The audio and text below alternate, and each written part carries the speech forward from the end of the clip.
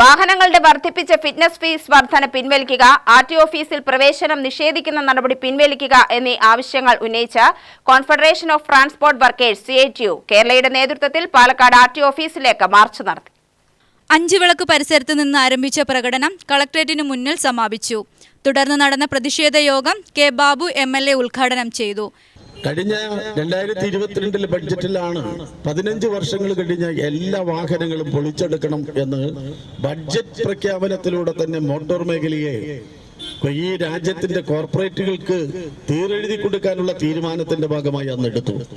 15 വർഷം കാലപ്പഴക്കം ചെന്ന വാഹനങ്ങൾ നിരത്തിലോടാൻ പാടില്ല, കുഴപ്പമില്ല.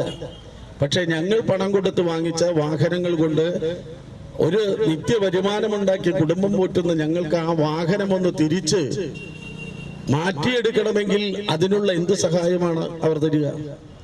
പൊളിച്ചെടുക്കാൻ വേണ്ടി തീരുമാനിക്കുന്നവർക്ക് ഈ രാജ്യത്തിന്റെ ഗതാഗത മേഖലയിൽ വലിയ പങ്ക് വഹിക്കുന്ന തൊഴിലാളികളോടോ അതുപോലെ തന്നെ ഓണർമാരായ വാഹന ഉടമസ്ഥന്മാരോടോ ഒരു നീതിയും പുലർത്താൻ കഴിഞ്ഞില്ല.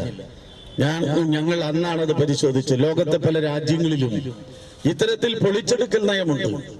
15 വർഷം കഴിഞ്ഞാൽ 20 വർഷം കഴിഞ്ഞാൽ വാഹനങ്ങൾ നിരത്തിലോടാൻ പാടില്ലെന്ന് അവർ തീരുമാനിക്കുമ്പോൾ ആ വാഹന ഉടമസ്ഥന്മാർ വാഹനം കൊണ്ട് പൊളിച്ചെടുക്കുന്ന ആ കാലഘട്ടത്തിൽ ഇറക്കിയ മുതലിന്റെ പുതിയ വാഹനം വാങ്ങുന്നതിന്റെ 40% മുതൽ 60% വരെ സൗജന്യമായി സബ്സിഡി ഇനത്തിലോ അല്ലെങ്കിൽ വായ്പ ഇനത്തിലോ അതാത് ഗവൺമെന്റുകൾ കൊടുക്കാറുണ്ട്. പക്ഷേ ഇന്ത്യ ഗവൺമെന്റ് അങ്ങനെ ഒരു തീരുമാനം എടുത്തില്ല.